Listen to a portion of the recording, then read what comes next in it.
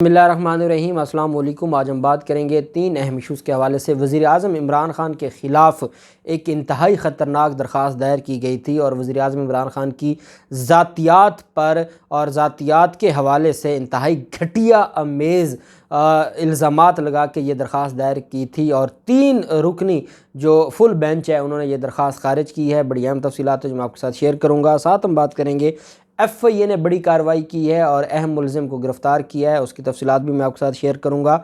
आखिर में हम बात करेंगे सुप्रीम कोर्ट ऑफ पाकिस्तान और चीफ़ जस्टिस उमरता बंदयाल साहब का वो तारीख़ी फ़ैसला जिस फ़ैसले में इलेक्शन कमीशन को सख्त अहकामात जारी किए गए हैं और अल्टीमेटम दिया गया है, वो भी मैं आपके साथ शेयर करूँगा।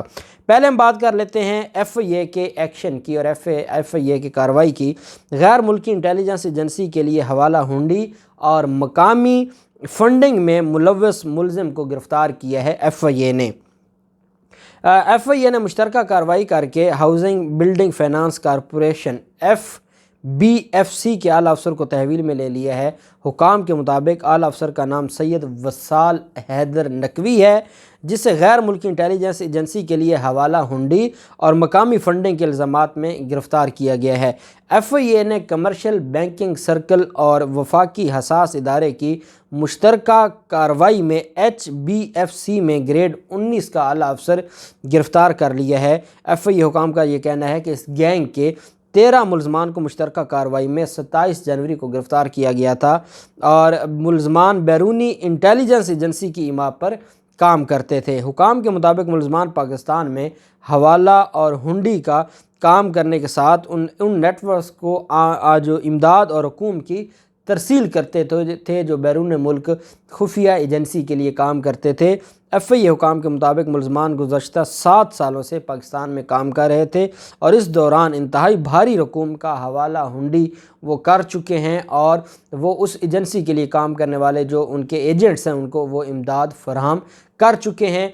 और 27 जनवरी को इसी गैंग के 13 मुलज़मान को गिरफ़्तार किया गया था और आज जो उनका सबसे बड़ा सरगना था उसको गिरफ़्तार कर लिया है, जो कि मुलाज़िम था, जो कि 19वें ग्रेड का हाउस बिल्डिंग फाइनेंस कॉरपोरेशन का मुलाज़िम था, जिनको गिरफ़्तार किया गया है सैयद वसाल हैदर नकवी को। अब देखना ये है कि ये जो है किस मुल्क के लिए काम करते थे, किस खुफिया एजेंसी के लिए काम करते थे। ये जो जब तफ्तीश मुकम्मल होगी तो ये सारी की सारी चीज़ें सामने आएंगी। साथ वज़ीर आज़म इमरान ख़ान के ख़िलाफ़ एक दरख्वास्त दी गई थी और ये वज़ीर आज़म इमरान ख़ान की जो बुशरा बीबी के साथ शादी है उसके हवाले से वफाकी शरई अदालत में एक दरख्वास्त दायर की गई थी और उसमें 10 सवालात उठाए गए थे। और वो जो इल्ज़ामात हमें आए रोज़ हम सोशल मीडिया पर ख़ास जो सोशल मीडिया ग्रुप्स हैं उनकी तरफ से देखते हैं, बाज़ औक़ात मरीम नवाज़ भी उसके ऊपर बात करती है, बाज़ औक़ात आपको जो ख़ास लिफाफा खोर हैं वो भी ये बात करते नज़र आते हैं। और वो बात क्या है? वो बात ये है कि वज़ीर आज़म इमरान ख़ान ने जिस खातून से शादी की है उस खातून का पहले उससे खुला करवाया गया, उस खातून ने अपने पहले हस्बैंड से खुला लिया और उसके बाद इमरान ख़ान से शादी की। और फिर ये इल्ज़ामात भी थे कि दियत के जो इद्दत पीरियड के बगैर शादी की। ये इसी तरह के झूठे इल्ज़ामात ये लगा कर वफाकी शरई अदालत में जो कि हाई कोर्ट के जजेस पर मुश्तमिल होती है उसमें दरख्वास्त दायर की थी और कहा था कि वज़ीर आज़म इमरान ख़ान को नाअहल करार दिया जाए क्योंकि वो शरीयत के असूलों की खिलाफ वर्जी की है। अब इस पर 3 रुकनी बेंच था। वफाकी शरई अदालत ने इस जो 10 रुकनी बेंच था 3 रुकनी बेंच था उसने समाअत की। वफाकी शरई अदालत ने इस्लामी कवानीन और आइनी दफ़ात से मुतल्लिक 10 सवालात की बुनियाद पर वज़ीर आज़म इमरान ख़ान की शादी के ख़िलाफ़ कानूनी हुक्म जारी करने की दरख्वास्त खारिज कर दी। चीफ जस्टिस मोहम्मद नूर, जस्टिस डॉक्टर सैयद मोहम्मद अनवर और जस्टिस खादिम हुसैन एम शेख पर मुश्तमिल अदालत के 3 रुकनी बेंच ने दरख्वास्त को नाकाबिले समाअत करार देने के साथ साथ रिमार्क्स देते हुए कहा कि ये दरख्वास्त वफाकी शरई अदालत प्रोसीजर रूल्स 1981 के कानून के मुताबिक दायर नहीं की गई। वफाकी शरई अदालत के हुक्म में दरख्वास्त गुजार की जानिब से पूछे गए 10 सवालात भी बताए गए। दरख्वास्त गुजार ने यह सवाल किया था कि क्या कुरान पाक बीवी को अपने शौहर से निकाह ख़त्म करने का इख्तियार देता है یہ خلا کیا جو عام قانون ہے، جو شرعی قانون ہے، اس کے اوپر سوال اٹھایا گیا۔ کیا مسلم بیوی جو بچوں کی ماں ہے دوسری شادی کے لیے اپنے شوہر سے خلا مانگ سکتی ہے؟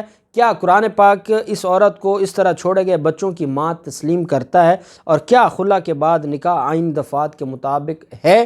یہ سوالات پوچھے گئے۔ وفاقی شرعی عدالت نے نوٹ کیا کہ درخواست گزار نے اپنے دعوے کی تائید کے لیے سورہ طٰہٰ کی طرف کی صرف ایک آیت کا حوالہ دیا۔ عدالت نے مشاہدہ کیا کہ اس آیت کا جو آیت کریمہ ہے اس کا خلا کے ساتھ خلا کی بنیاد پر نکاح کو ختم کرنے کے ساتھ کوئی سرے سے تعلق ہی نہیں ہے، جس سے درخواست میں نمایاں کیا جانے والا بنیادی مسئلہ ہونا چاہیے تھا۔ سوال نامے کے بارے میں بینچ کی رائے تھی کہ سوالات رائج طریقہ کے خلاف ہیں، جبکہ درخواست میں اکثر سوالات غیر متعلقہ تھے اور ان کا ایف ایس سی جو وفاقی شرعی عدالت ہے کے دائرہ اختیار سے کوئی تعلق تھا ہی نہیں۔ وفاقی شرعی عدالت نے درخواست کو خارج کرتے ہوئے ریمارکس دیتے کہا کہ کچھ سوالات لغو، تضحیک امیز اور بالکل غیر متعلقہ تھے۔ دیکھیں، آپ کو کسی کے ساتھ دشمنی ہو سکتی ہے، آپ کو کسی کے ساتھ مخالفت ہو سکتی ہے، لیکن اس حد تک نہ گرے کہ آپ کسی کے خلاف درخواست دیں اور اس میں تضحیک امیز اور لغو اور فضول قسم کے آپ سوالات کہیں اور یہ بھی وفاقی شرعی عدالت کو اور کہیں کہ اس کے اوپر وہ تحقیقات کریں۔ تو اس پر عدالت نے کہا کہ کچھ سوالات لغو، تضحیک امیز اور بالکل غیر متعلقہ تھے، جبکہ نکاح سے متعلق دو سوالات نہ صرف انتہائی مبہم، پیچیدہ اور ناقابل فہم تھے بلکہ انہیں بالکل بھی درخواست کا حصہ نہیں ہونا چاہیے تھا۔ عدالت نے اپنے حکم میں کہا کہ درخواست گزار کو اجتماعی طور پر یا انفرادی طور پر کوئی ایسا قانون کی کسی ایسی شک کی نشاندہی کرنی ہوگی جو نافذ کی گئی ہو یا جس کا اطلاق کیا گیا ہو اور جو قرآن پاک کے احکامات یا رسول اللہ صلی اللہ علیہ وسلم کی سنت کے خلاف ہو۔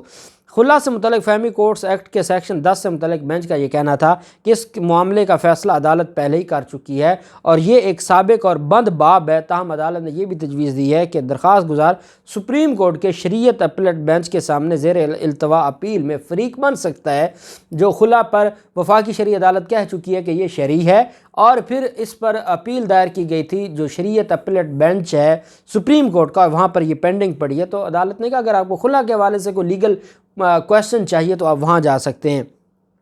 وفاقی شرعی عدالت کا درخواست کو ناقابل سماعت قرار دے کر مسترد کرتے ہوئے حکم نامے میں مزید کہنا تھا کہ درخواست گزار نے آئین کی ضرورت کے مطابق اور وفاقی شرعی عدالت کے جو رولز ہیں 1981 میں بیان کیے گئے قانون کے مطابق کسی اقدام کی قانون کی کسی خاص شک یا قرآن و سنت کے احکام کے خلاف ہونے کی وضاحت نہیں کی۔ اس وجہ سے وزیر اعظم عمران خان کے خلاف جو ایلیگیشن ہے ہم اس کو مسترد کرتے ہیں اور ان کے جو نکاح کے حوالے سے لغو اور حد تک امیز باتیں کی گئی ہیں ہم ان کو مسترد کرتے ہیں اور یہ درخواست خارج کی جاتی ہے۔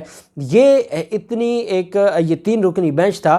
میں یہ سمجھتا ہوں کہ وزیر اعظم عمران خان کو دوبارہ پہلے سپریم کورٹ آف پاکستان نے صادق اور امین ڈکلیئر کیا تھا، آج وفاقی شرعی عدالت کے 3 رکنی بینچ نے بھی عمران خان پہ جو سب سے بڑا ذاتی الزام لگایا جاتا تھا آج عمران خان کو کلین چٹ دے دی ہے۔ اب ان لوگوں کو یہ سمجھنا ہوگا کہ عمران خان نے جو کیا ہے وہ شریعت کے اصولوں کے خلاف نہیں ہے اور انہوں نے شرعی طریقے سے کیا ہے۔ یہ میں نہیں کہہ رہا، یہ 3 رکنی جو بینچ ہے آنریبل وفاقی شرعی عدالت کا وہ یہ فرما رہے ہیں، جو 3 جسٹس پر جس میں 3 جج ہیں جو اس کا حصہ تھے۔ پھر جو لکی مروت میں 5 پولنگ سٹیشنز پر پولنگ سٹیشنز کے خلاف جو دوبارہ اور ری پولنگ کا جو حکم جاری کیا گیا تھا جس پر عدالت نے اسٹے دیا تھا اس پر آج سماعت ہوئی ہے۔ چیف جسٹس عمر بندیال صاحب کی سربراہی میں یہ بینچ اس معاملے کو دیکھ رہا تھا۔ ایک تو 2 چیزیں ہیں اس فیصلے میں، عدالت نے جو ری پولنگ کا حکم تھا اس کو برقرار رکھا، اپیل مسترد کر دی۔ یہ جماعت اسلامی کے کینڈیڈیٹ کی طرف سے اپیل تھی، عدالت نے وہ اپیل مسترد کر دی اور الیکشن کمیشن کا جو فیصلہ تھا اس کو بحال رکھا۔ لیکن الیکشن کمیشن کے حوالے سے جو کچھ کہا گیا، عدالت نے کہا کہ الیکشن کمیشن کی جانب سے اب تک کی سماعت کے رولز نہ بنانا ادارے کی سب سے بڑی ناکامی ہے۔ الیکشن کمیشن کو کہا کہ آپ نے کیسز کو سننے کے حوالے سے آج تک رولز ہی کوئی نہیں بنائے، آپ لوگوں میں نہ شرم ہے نہ حیا ہے کہ آپ لوگ رولز ہی بنا لیں، اپنے کوئی قواعد ہی بنا لیں کہ آپ نے کیا سننا ہے کیا نہیں سننا، کس طرح کے کیسز سننے ہیں، اس میں کیا طریقہ کار اپنانا ہے، یہ سب سے بڑی ناکامی قرار دی۔ چیف جسٹس عمر عطا بندیال صاحب نے دوران سماعت لکی مروت میں 5 پولنگ اسٹیشنز پر دوبارہ انتخابات کے فیصلے کے خلاف اپیل کی سماعت کے دوران کہا کہ الیکشن کمیشن کے پاس خصوصی اختیار ہے کہ وہ کچھ حلقے یا پولنگ اسٹیشنز کھولنے کا حکم دے سکتا ہے، ہم کوئی سخت بات نہیں کرنا چاہتے، یہ کہنا تھا چیف جسٹس عمر عطا بندیال صاحب کا، ہم کوئی سخت بات نہیں کرنا چاہتے جس سے الیکشن کمیشن کی حدود متاثر ہوں، لیکن الیکشن کمیشن کو نیم عدالتی اختیارات ملے، کئی دہائیاں گزر چکی ہیں لیکن کمیشن قانون کے مطابق رولز نہ بنا سکا۔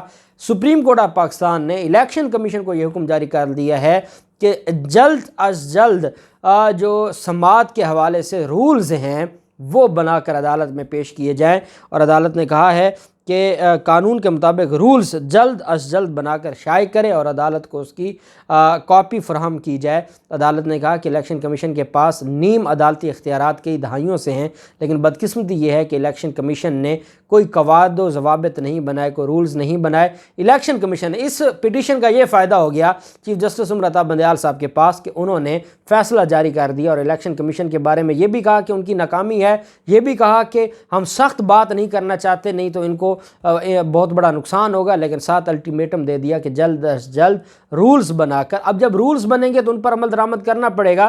یہ جو ان کے پاس بغیر کوئی لکھا پڑھا انہوں نے جو دل کرتا ہے یہ سماعت کر کے جیسے عمر امین گنڈا پور کا کیا ہے، تو یہ ایسا نہیں ہونا چاہیے۔ اب رولز بنیں گے، سپریم کورٹ نے حکم جاری کر دیا اور الیکشن کمیشن کو رولز بنا کے شائع کر کے عدالت میں پیش کرنے کا حکم دیا ہے۔ یہ ایک بڑی ڈیولپمنٹ ہے، دیکھتے ہیں کیا ہوتا ہے، جو بھی تفصیلات ہوں گی آپ کے ساتھ شیئر کرتے رہیں گے۔ اللہ پاک پاکستان کا مناصر ہو۔ بہت شکریہ، اللہ حافظ، پاکستان زندہ باد۔